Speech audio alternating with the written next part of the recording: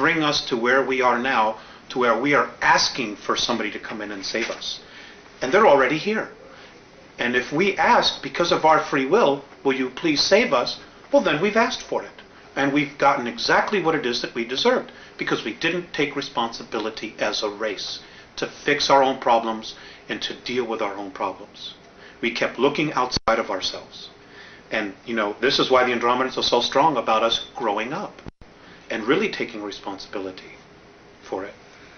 Now, how many human beings is the Andromeda Council in contact with on Earth? I remember you saying at one time 4. To my knowledge, they're in contact with 4. Beyond that, I don't know. I don't know if there are more, if there are going to be more. I know there's one in the United States, there's one in South America, one in Asia, one in Europe.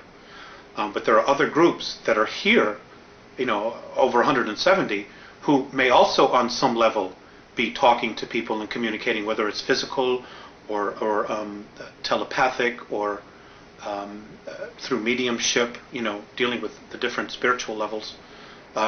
There's a lot of information that's being sent down here. Are they finding it's effective? Is it working?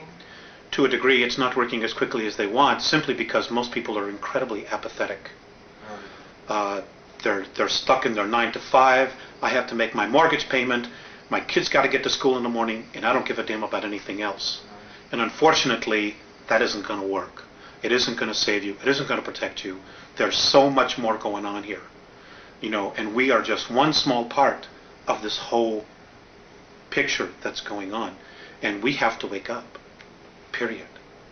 Now, one of your contacts is a 4-foot 11-inch light blue skinned being called Theseus. That's correct. Please describe his or her personality in detail. Theseus, well, he's very serious. He's very benevolent. He's considered a sage in his world.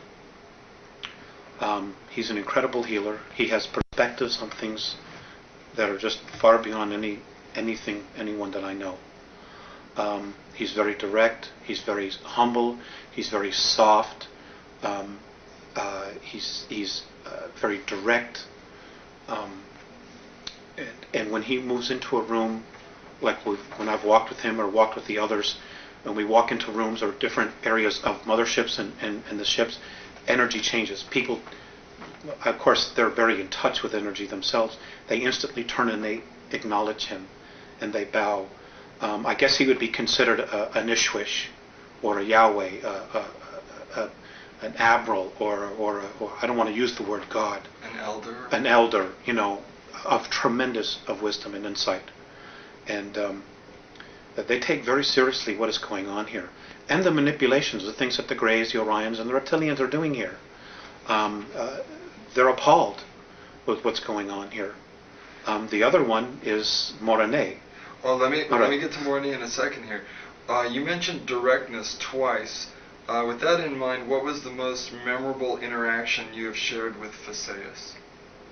They're all memorable. But I guess the single most, well, there's been 2, one that just occurred. But prior to that, the single most important one was I had just had a contact, and we had spent about an hour or so together, and I was very depressed, very sad. And as I'm leaving the ship, I was crying, and I turned around and I looked at him. And he looked at me and he smiled, and his words were, "The love that you withhold is the pain that you carry." That's been the most memorable one, only because of what that particular statement entails. When we leave our physical form, and you know what many of the Catholicisms teach, you know, you're judged by God. It just simply isn't true. We judge ourselves.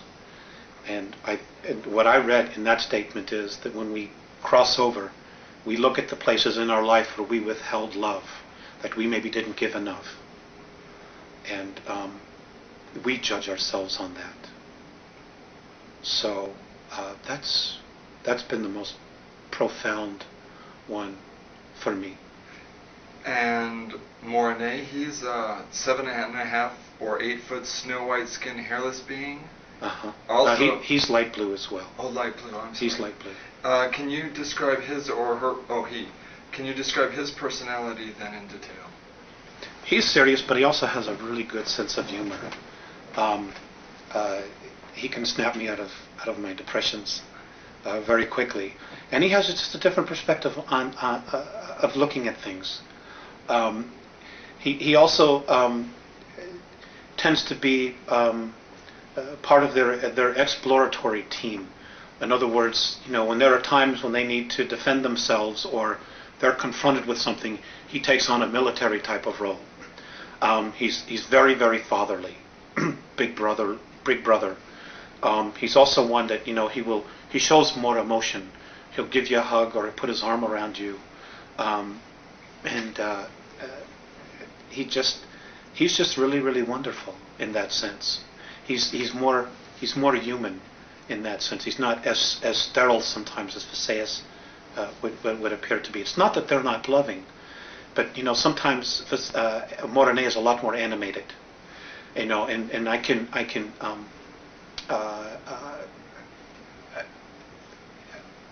relate more to him, and I think he can relate more to the emotions that we experience here, the tremendous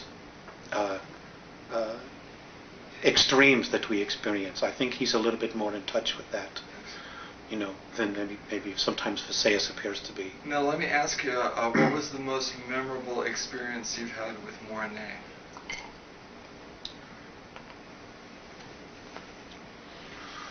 I can't talk about that. I won't talk about that. Okay. Now, please describe where and when you were born and your youth. That's not something I want to talk about either. Okay. In detail... Because it's not about me, it's about the information. Okay, that's fine. In detail, please describe your first contact at 8 years of age in 1964. I didn't really know anything about it. I just knew that I supposedly had fallen asleep, and when I woke up it was evening. Everybody had been looking for me, and I wasn't where I was. And when I took them back to show them where the imprint was, we were playing hide and go seek, and this was in the peninsula of Michigan, near Woodstock, Michigan.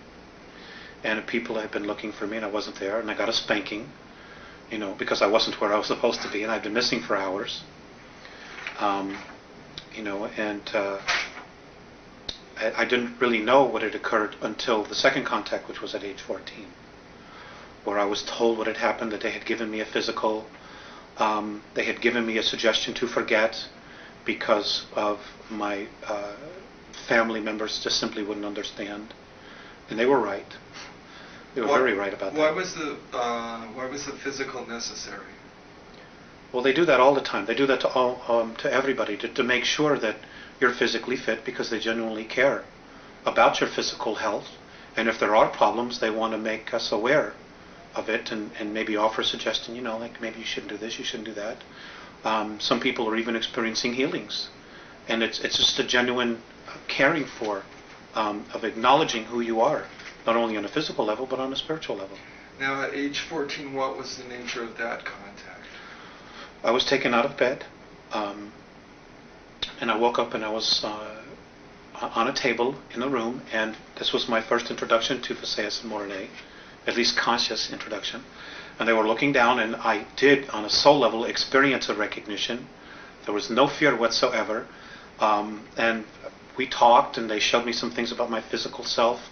They also gave me a ball which recorded my entire energy field, who I was, who I've been in past lives. And as it was recording this, I could see all these different images of who I'd been going across the screen.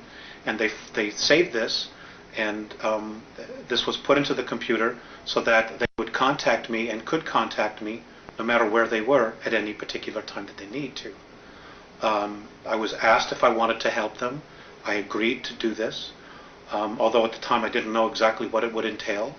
I had at any time the choice to say no more, but it's been an incredible experience for me. Alex, I presume then, if you had soul recognition of them, that you had had previous incarnations with them. this